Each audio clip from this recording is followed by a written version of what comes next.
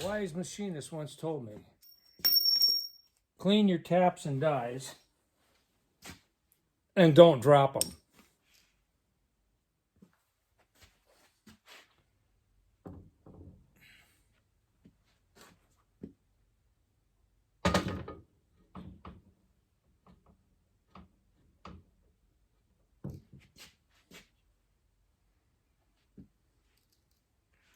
So,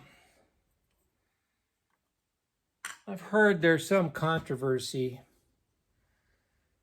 anti-seize or grease. Well, there's other YouTube channels that I watch, and some swear by anti-seize, others swear by grease. A lot of it may have to do with the location you're in. Squatch 253. A lot of you guys, especially ag-related viewers of my channel, I mean, just about everybody knows who Squatch 253 is. And, he's a certified Ford mechanic, works in a Ford garage. He's got no use for anti-seize. He uses grease. And he says he can come back to an assembly, and he does a lot of rebuilding and restoring of old Caterpillar D2 crawlers and other cats. So he's had some heavy stuff apart. And he's found in all of his work that, he puts something together, and a few years later he'll go tear it apart, and he's discovered that the stuff he's reassembled using grease holds up a lot better than the stuff he's put together using anti-seize. Well, in the 5 years that I've lived in the Great Southwest, I've discovered the things I've put together with anti-seize, the anti-seize dries out, cracks, and falls out. So I think I'm going to go with the Squatch 253 method, and I'm just using molybdenum grease. I think that's how you pronounce it. My buddy Arnie, who's a trained machinist, says that's the correct pronunciation. And so that's what I'm going with.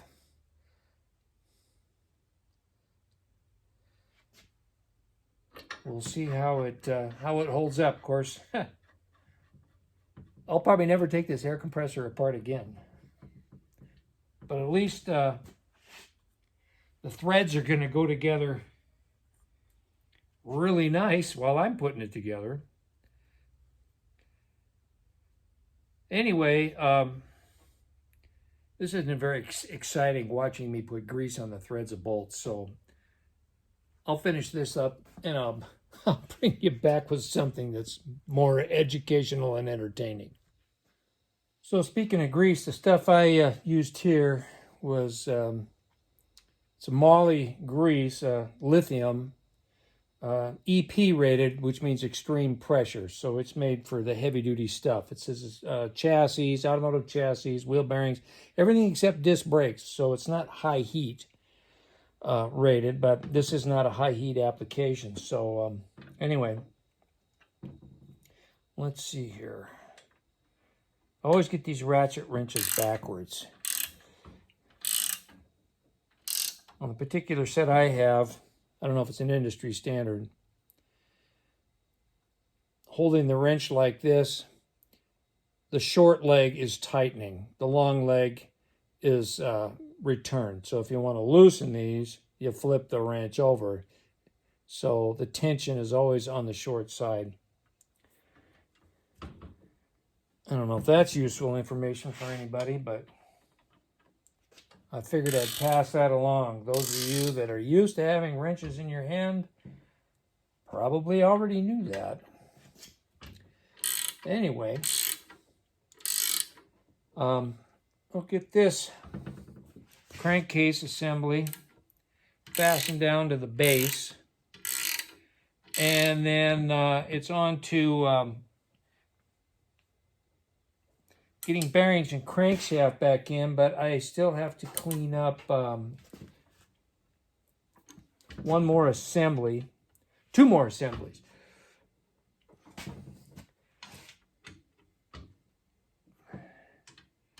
That is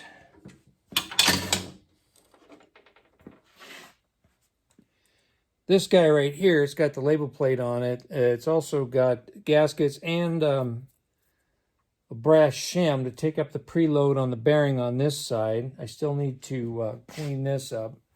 And then this guy here, which is the actuator from the flywheel to the head of the pump assembly. If you recall in a previous video, there was a blind race in here that I used the welder to weld a bead around that and then cooled it with air to pop that race out. What I should have done, it would have gone a lot faster, done that weld bead and then dunked this in a bucket of cold water. It would have popped right out. I opted to use my air nozzle, which I had handy. I don't have water here in the shop. I should have just filled a bucket and brought it out. But you're preheating that, and then when you drop it in the bucket of cold water, it'll shrink that race rapidly, and it'll pop right out. So, yeah. Also, in an earlier video, I talked about when I was polishing the crankshaft and gonna take a stone and take some burrs off. I said I would do that so I wouldn't damage the seals. Well, this doesn't have seals. What it has, which is actually fairly common on older equipment, you see, I don't know if you can see in there or not. See that series of grooves in there? That's actually an oil return. So oil gets in there, you know, and it wants to go out the shaft. Well, it'll hit those grooves, which I still have to clean. And then this hole right here, come on, Stuart, show them. This hole right here returns the oil from these grooves back to the sump in the crankcase. So there is no oil seal per se.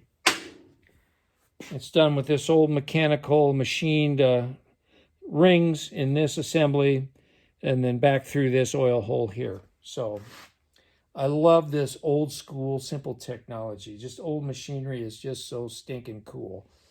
Anyway, so I'll get to cleaning this stuff up, probably a little more painting, and then I'll bring you back when I'm ready to put bearings in and put the crankshaft back in. This thing's starting to look like a pig with lipstick. Oh, man. Yeah. Getting ready to start putting bearings and crankshaft in here. Whetstone weather report. 71 degrees Fahrenheit, relative humidity 16%, winds out of the southwest at 2 miles an hour. Yeah. Channel update. Got some new subscribers. Thanks for joining us. Welcome. Hope you enjoy junk and scrap, because that's what this is all about. Also, I don't want anybody to forget that I said quite a while ago that when I hit 500 subscribers, I'm going to do a giveaway. Keep that in the back of your mind. I'm not there yet. 342, 343 subscribers, something like that. I've got a ways to go, but just keep that in the back of your mind. When we hit 500, there'll be a giveaway. And also, several people have been asking me about stickers, channel stickers. Well, the boss, Nancy, being the artist that she is working on a design for a logo right now.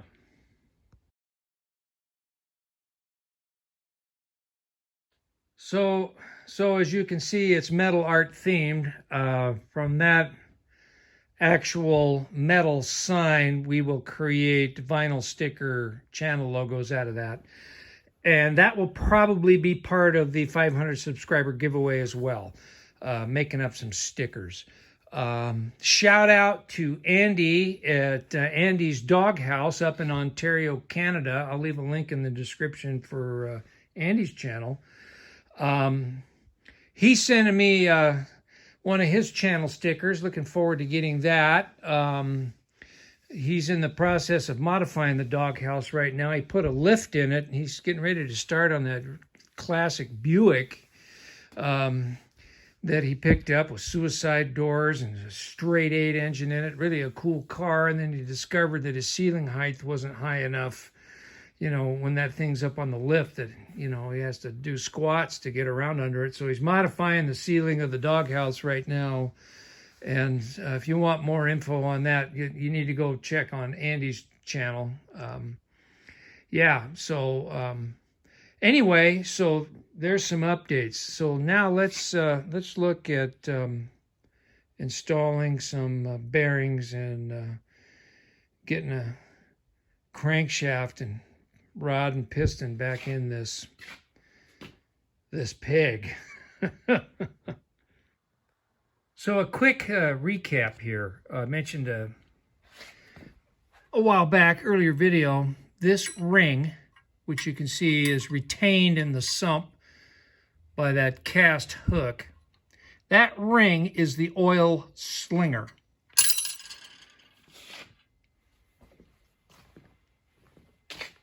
It rides in this groove on the crankshaft. And this is retained in the crankshaft with this retaining ring here, which you can see is it's peened in several spots to hold it in place. Anyway, that ring picks up oil from the sump, and as it's spinning around this groove here, oil gets down inside there. You can see where my finger is. Well, maybe not. Gets down in there. There's a cavity inside the counterweight of the crankshaft, comes up, gets in here where the rod bearings are, and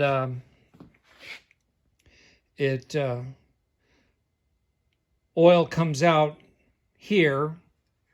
Oil goes in here, comes out here, lubricates the rod cap bearings, and any excess comes out this side, and you can see, maybe focus there. You can see faintly there's some grooves there where the oil, that cap, where it's got a patent date on it, that cap is loose. This is peened right here to hold that in place, but oil will seep out there in those grooves and sling around also and return back to the sump. Kind of an interesting early design on oil distribution. It obviously, it looks sketchy, but it obviously was functional because, this thing, like I said, is 100 years old and it's still around. And so that's how it lubricates. All right, I'm talking too much. Let's get to work. All right, here's my setup. I just pulled that race out of the freezer. Got this chunk of 3/8 steel here. I'm just going to put over the top and start pressing it in before it starts to warm up. I've got the old race right here to help seat it home if I need it.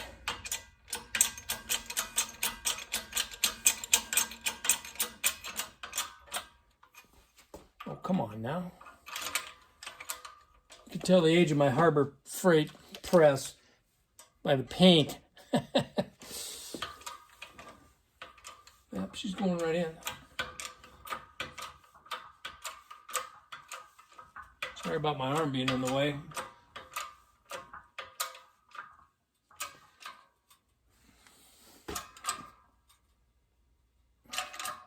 All right, I think we're there.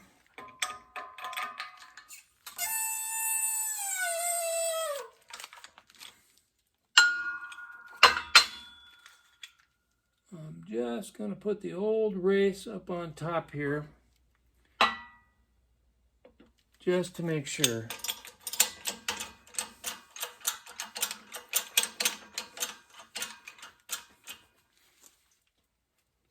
center it a little better.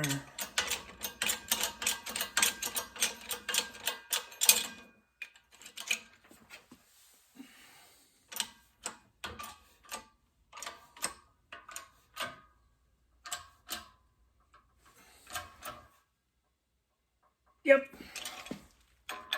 All right. One down, one to go. We'll get the other one out of the freezer. By the way, you can see there's a new gasket on there. I did that off camera with the old ball peen hammer trick, which has been demonstrated a gazillion times on YouTube. I got more gaskets to make if I think about it. I'll demonstrate that method again, but new gasket, new race. Now we got to put another race in. Okay, I got to work fast because this just came out of the freezer.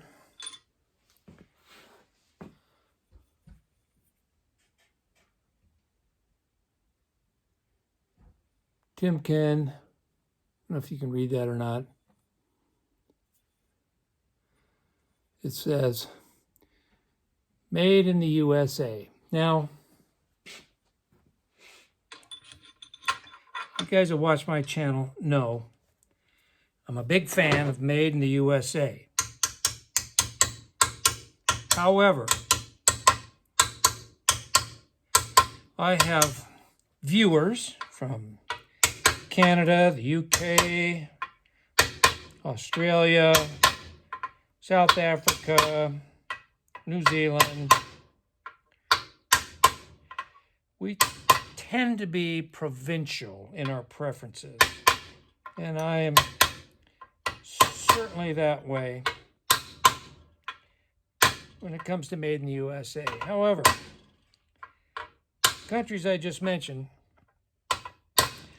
and other countries as well, make pretty doggone good stuff. Been at the manufacturing game a long time. They have excellent quality control, excellent metallurgy. So to my friends outside the US, I'm not trying to slight you. I'm just being provincial. And I like made in the USA. I got a record vise sitting over there on my other workbench, made in Sheffield, England. One of the best vices I've ever had. And it's over 40 years old. So forgive my provincial leanings.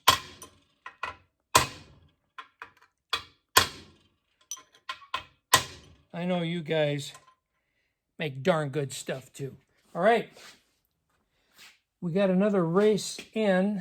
I may have gone in a little too far. Just tap it out flush.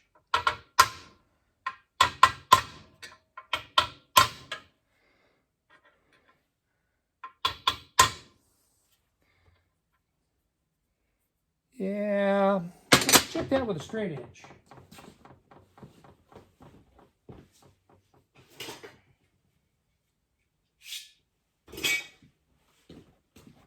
It's not a precision machinist straight edge, but it's good enough for what I'm doing here.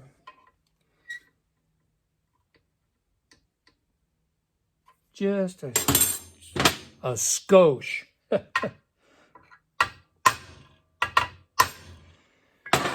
You hear that on YouTube, various channels, especially from creators up in Minnesota. Local vernacular slang, just a skosh. Well, my mom, rest her soul, was from Malacca, Minnesota. And when I was a kid growing up, just a skosh was a standard unit of measurement in our house. Here's the next setup, and right away you can tell it's sketchy. Got my bearing puller / installer upside down here because I want to push on the inner race of the bearing. not the cage that holds the rollers. But as you can see right away, I don't want to put 12 tons of force here, which is going to make a huge stress point right here. I can bend it or break it. So that's unacceptable. So what am I going to do? Well, I made something here that's going to just slide right in there. Sorry, hands. And I'm just going to line it up. So the force is going to go straight through and take the tension off the counterweights of the crankshaft. So just bang that in there a little more. And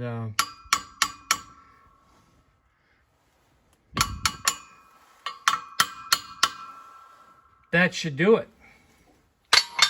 Let's see here. Let me get this lined up a little bit.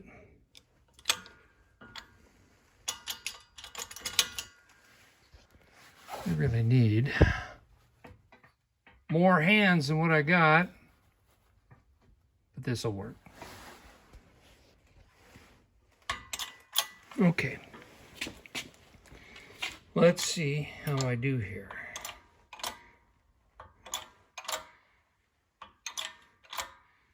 That's working. You can see the crankshaft going on down through the bearing. So I'll bring you back when I got that pressed on there. That's going to take a few minutes. I'm going to go slow. Just wanted to see the setup and if it was going to work or not. So yeah, be right back. Okay, here's the second setup. This lower bearing went on just fine. Spins beautifully. Still got my little support piece between the counterweights of the crankshaft. I got the second bearing on here. I've got the old inner race from the old bearing sitting on the inner race of the new bearing. I'm going to take my 3/8 plate here, set it on top, grab my handle. Sorry, I'm all over the place with the camera. And crank this down.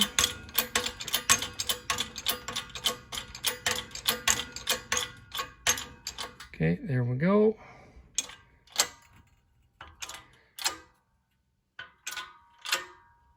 And down we go. So I'll bring you back when this one's pressed on. There you have it. New bearings are pressed onto the crankshaft. I always save all my old races for operations just like this, using them on the press. You know, that's I like to save junk like that, scrap, because you never know when you might need a unique setup on a press. Anyway, that is ready to go in here. So I'll get the tripod out and we'll see if we can't get this crankshaft in. All right, the shafts, the connecting rod bearing journals, the races have all been wiped down with a brake clean soaked rag. I'm going to put a little pre-oil on these bearings where I put them in. I'm using this stuff, Valvoline, non-detergent, meets or exceeds requirements for air compressors, hydraulic systems, and all kinds of other goodies. So I'm going to get a little oil on these bearings and spin them a little bit, and then we'll slide this thing in. Let's see what happens. Gotta make sure I get that oil slinging ring around that groove.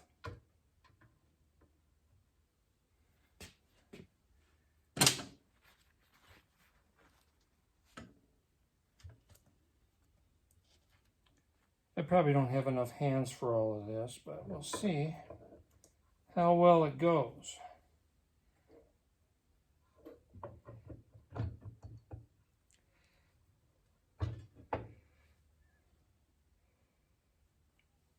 Get a couple of bolts started here.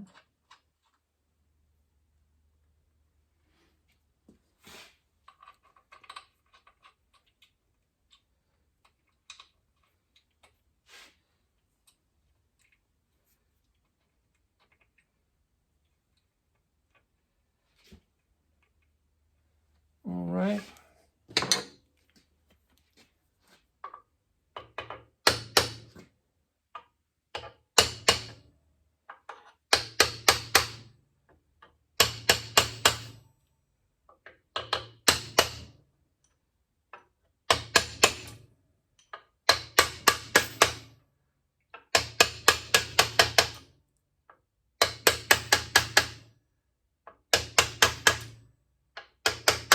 That's seated pretty good. Sorry, throwing tools around, making all kinds of noise.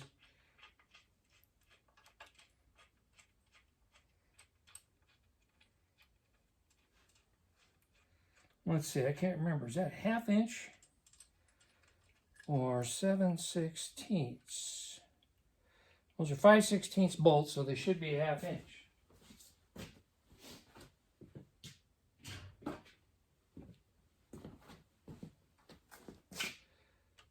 Correct.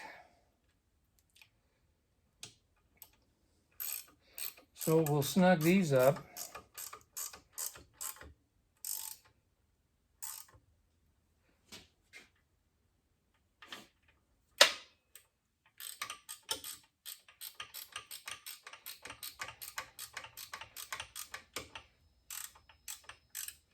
Probably should have grabbed a socket and a ratchet, but this will work.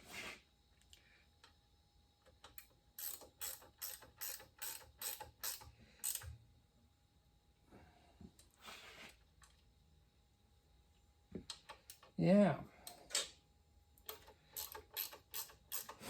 I really had reservations about even starting this project because, you know, the thing was so old.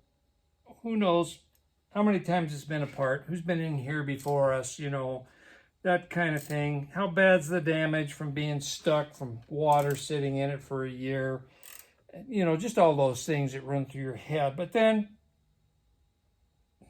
this channel's about junk and scrap.